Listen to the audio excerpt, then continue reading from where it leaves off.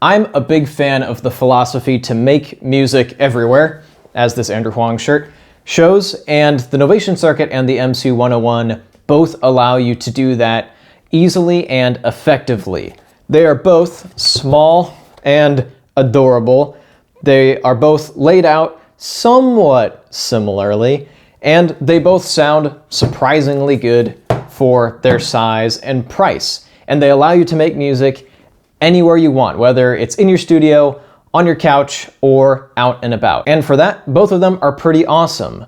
But the MC-101 is kind of the new kid on the block, and it's got some stuff that makes it seem a little flashier, a bit newer. So the question is it the Novation Circuit killer? And my answer straight out of the gate would be no, but here's why. It's not because it's necessarily worse or better for that matter.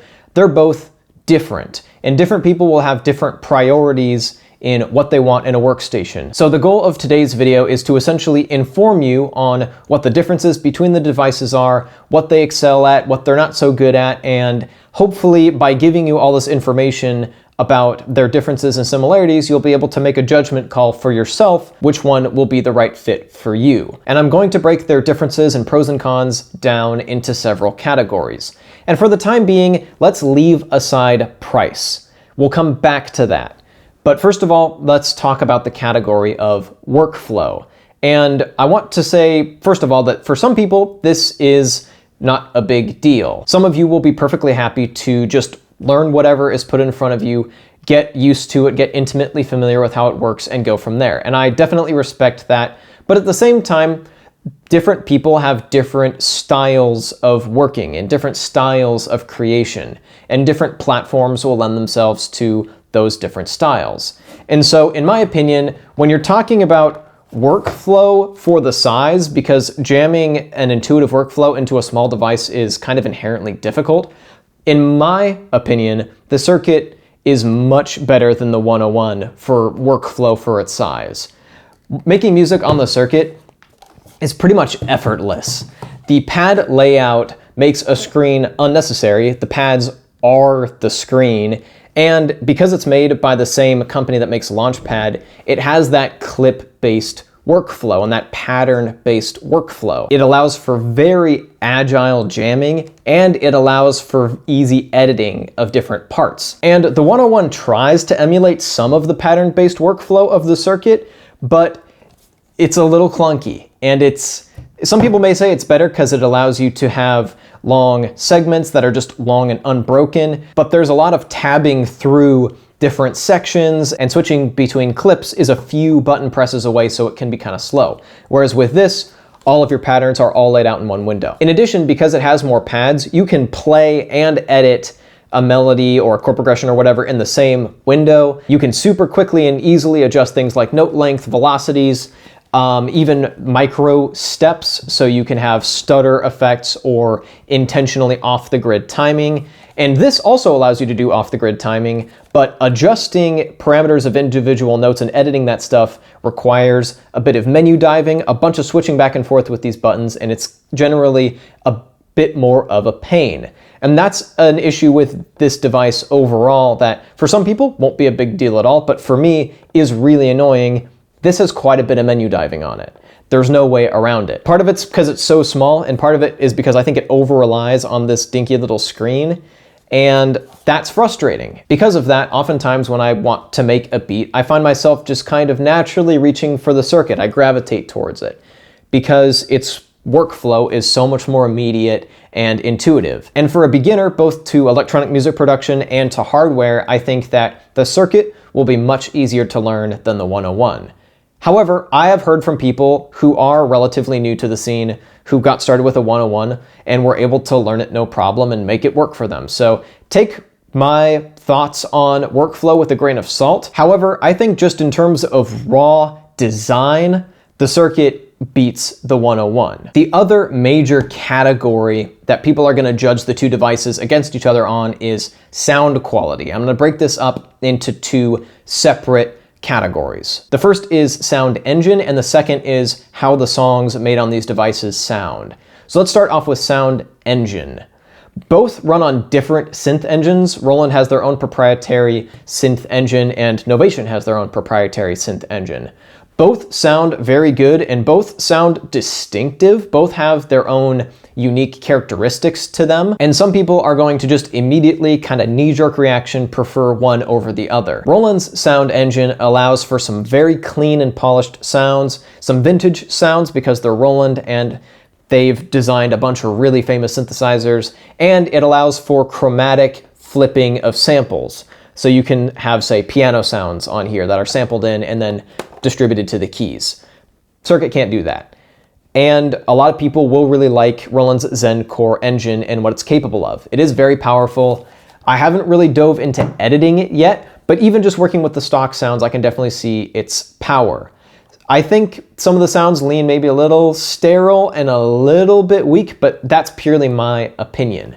The Circuit, on the other hand, is a wavetable-based synth engine, and it's an incredibly deep synth engine. So this thing can do super bright leads, washed out pads, gritty, disgusting basses, which I love, and it's overall a very versatile sound engine, but maybe a little messier, and some people think it sounds a bit more digital at the same time.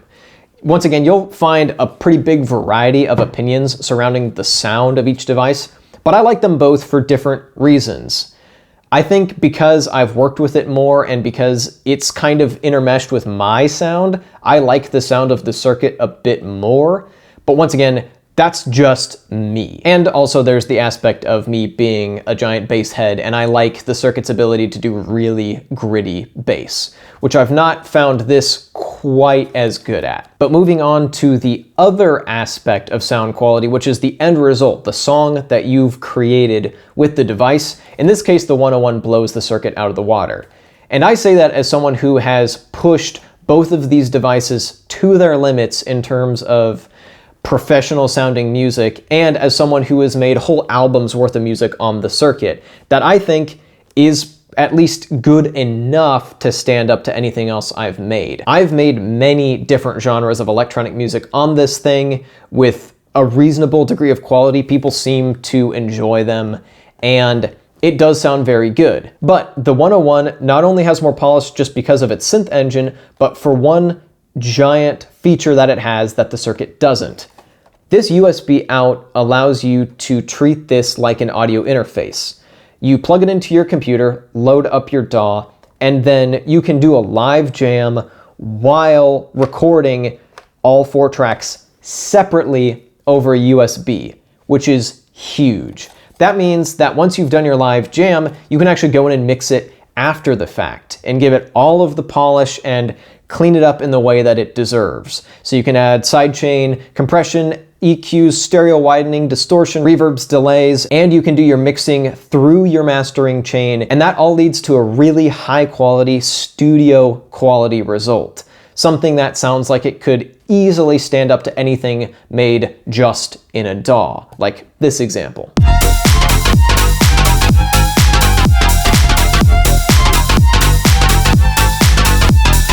I made that song after only having the 101 for like a month, if that, and it's already quite a bit more clear and professional than anything that I've made on the Circuit ever. However, to be clear, the Circuit is capable of some pretty high quality stuff, and I definitely don't want to discount that by any stretch. I've made quite a bit of music that I'm very proud of on both devices, and music that I would and have happily put on an EP, a mixtape, or an album. So, we left the price aside earlier, so let's come back to that. One major deterrent to people is that this is significantly more expensive than the Circuit is. And the question is that extra cost worth it? Do you get that much extra benefit for that much extra cost? If I was to go back and start from owning no hardware, I would say no.